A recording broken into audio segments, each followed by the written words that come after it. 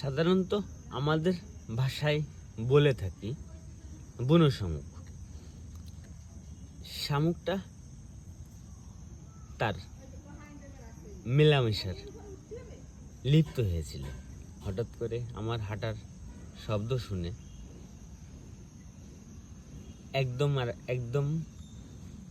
আর একজন জড়িয়ে ধরে রেখেছে।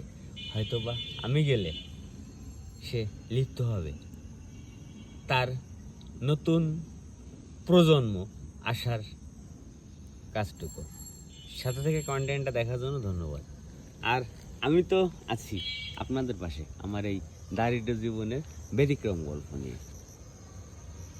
আসলে যে কি ব্যতিক্রম সেটা তো অবশ্যই একটু না দেখে গেলে বুঝবেন কিভাবে। সাথে থেকে পুরোটা সময় ব্যয় করার জন্য ধন্যবাদ।